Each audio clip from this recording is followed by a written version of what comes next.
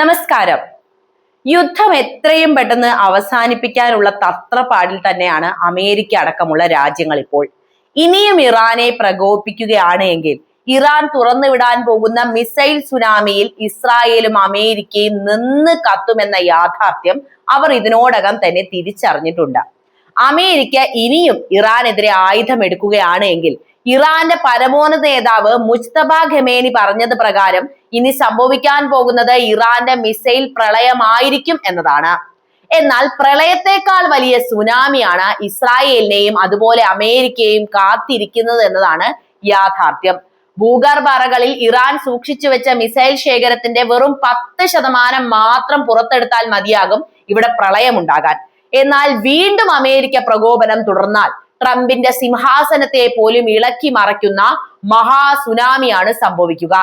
എന്താണ് അവിടുത്തെ പുതിയ വാർത്ത എന്ന് പരിശോധിക്കാം. അതിനു മുൻപ് ഇറാൻ അമേരിക്കയ്ക്ക് മുന്നിൽ കീഴടങ്ങുമെന്നും അമേരിക്ക പറയുന്നത് പോലെ കേൾക്കുമെന്നൊക്കെ ട്രംപ് കഴിഞ്ഞ ദിവസം സൂചിപ്പിച്ചിരുന്നു. അങ്ങനെ സംഭവിക്കുമെന്ന് നിങ്ങൾക്ക് തോന്നുന്നുണ്ടോ? എന്താ നിങ്ങളുടെ അഭിപ്രായം എന്ന് കമന്റ് ചെയ്യുക. പിന്നെ വീഡിയോ കാണുന്നവർ എന്തായാലും ചാനൽ ഒന്ന് സബ്സ്ക്രൈബ് ചെയ്യാൻ ശ്രദ്ധിക്കണേ. നിങ്ങളുടെ സപ്പോർട്ടാണ് എനിക്ക് പുതിയ വീഡിയോസുമായിട്ട് വരാനുള്ള ഊർജം നൽകുന്നത്. നമുക്ക് വിഷയത്തിലേക്ക് വരാം.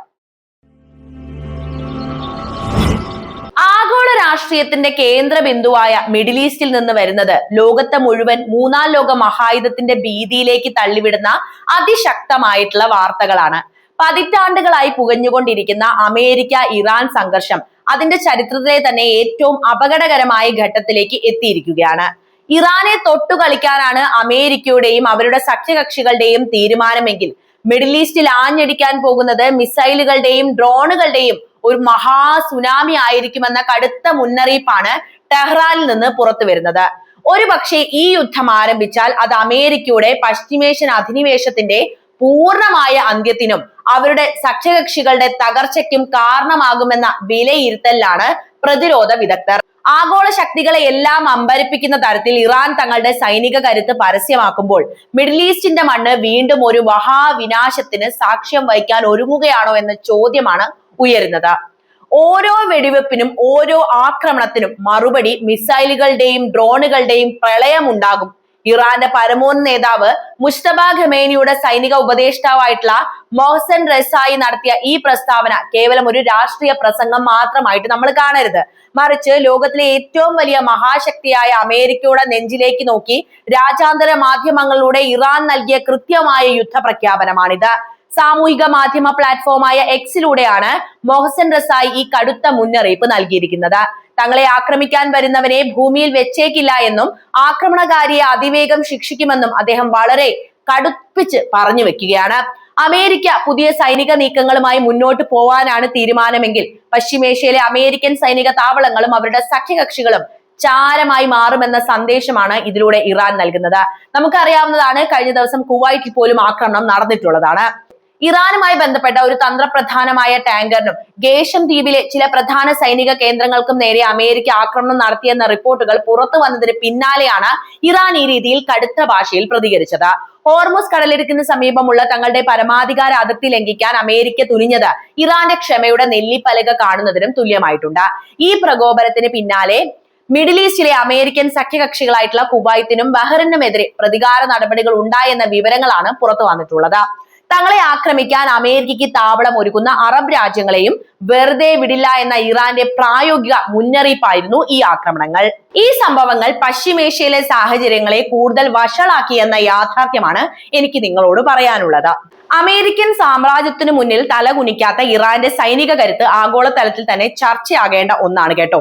പതിറ്റാണ്ടുകളായി അമേരിക്ക ചുമത്തിയ കടുത്ത സാമ്പത്തിക ഉപരോധങ്ങളെയും ഒറ്റപ്പെടുത്തലുകളെയും അതിജീവിച്ചാണ് ഇറാൻ ഈ നിലയിലുള്ള വൻ സൈനിക ശക്തിയായി മാറിയത്. ആ ഇറാനോടാണ് അമേരിക്ക ഇപ്പോൾ പോരാടുന്നത്. ആഭ്യന്തരമായി വികസിപ്പിച്ചെടുത്ത അത്യാധുനിക മിസൈൽ സാങ്കേതിക വിദ്യയാണ് ഇറാൻ ഏറ്റവും വലിയ ആയുധം പോലും. പശ്ചിമേഷ്യയിലെ ഏറ്റവും വലിയ മിസൈൽ ശേഖരം കൈവശമുള്ള രാജ്യം ഇറാനാണ് എന്ന കാര്യം കൂടി ഓർക്കണം. 5000-ലധികം കിലോമീറ്റർ ദൂരെയുള്ള ലക്ഷ്യസ്ഥാനങ്ങളെ പോലും നിഷ്പ്രയാസം തകർക്കാൻ ശേഷിയുള്ള ഖൈബർ ഷെഖാൻ, ഫത്താഹ് തുടങ്ങിയ ഹൈപ്പർസോണിക് മിസൈലുകൾ ഇറാന്റെ പക്കലുണ്ട്.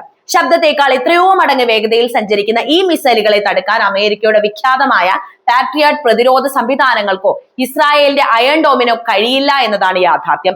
ഇവരെല്ലാവരും ഇറാന്റെ മിസൈൽ കരുത്തിൽ തോറ്റുപോയ ചരിത്രവും നമ്മൾ കണ്ടതാണ്. മിസൈൽ കരുത്തിന് പുറമെ ഇറാന്റെ ഡ്രോൺ സാങ്കേതിക വിദ്യ ലോകത്തെ വൻ ശക്തികളെ പോലും ഭയപ്പെടുത്തുന്ന ഒരു കാര്യം തന്നെയാണ്. കുറഞ്ഞ ചെലവിൽ നിർമ്മിച്ച് കൃത്യമായ ലക്ഷ്യത്തിലേക്ക് അയക്കാൻ കഴിയുന്ന ഷഹദ് ശ്രേണിയിലുള്ള ആത്മഹത്യാ ഡ്രോണുകൾ ഇന്ന് യുദ്ധരംഗത്തെ സമവാക്യങ്ങളെ ആകെ മാറ്റിമറിച്ചിരിക്കുകയാണ്. റഷ്യ ഉക്രൈൻ യുദ്ധത്തിൽ ഉൾപ്പെടെ ലോകം കണ്ടതാണ് ഇറാന്റെ ഡ്രോണുകളുടെ പ്രഹരശേഷി എത്രത്തോളം ഉണ്ട് എന്ന യാഥാർത്ഥ്യം. തങ്ങൾക്കെതിരെ ഒരു യുദ്ധം ഉണ്ടാവുകയാണെങ്കിൽ ഈ ഡ്രോണുകളെയും മിസൈലുകളെയും ഒരുമിച്ച് ശത്രുവിന് നേരെ വിക്ഷേപിക്കുന്ന സാച്ചുറേഷൻ അറ്റാക്ക് തന്ത്രമായിരിക്കും ഇറാനിനി പുറത്തെടുക്കാൻ പോകുന്നത്. കഴിഞ്ഞ കുറെ ദിവസങ്ങളായിട്ട് ലോകം കണ്ടതും ഇത് തന്നെയാണ്.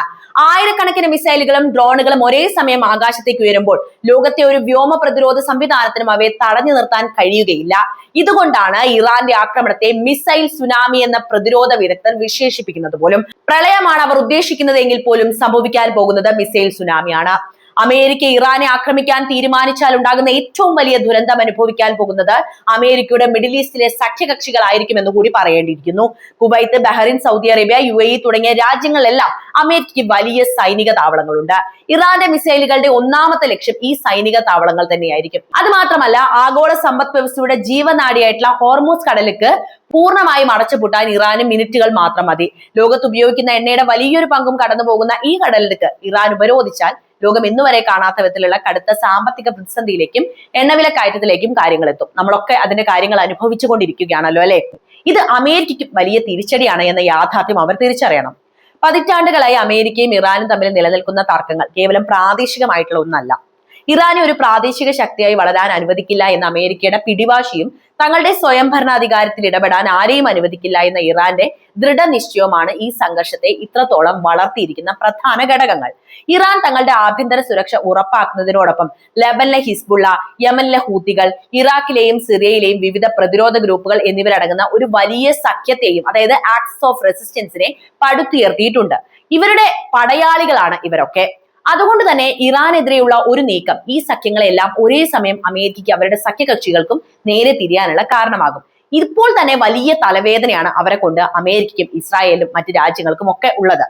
ഇനിയും മഹായുദ്ധം ഉണ്ടാവുകയാണെങ്കിൽ അതിനെ നേരിടാൻ ഇറാൻ പൂർണ്ണ സജ്ജമാണ് എന്നതിന്റെ തെളിവാണ് ഇപ്പോൾ പുറത്തു വരുന്ന സൈനിക ഒരുക്കങ്ങളൊക്കെ.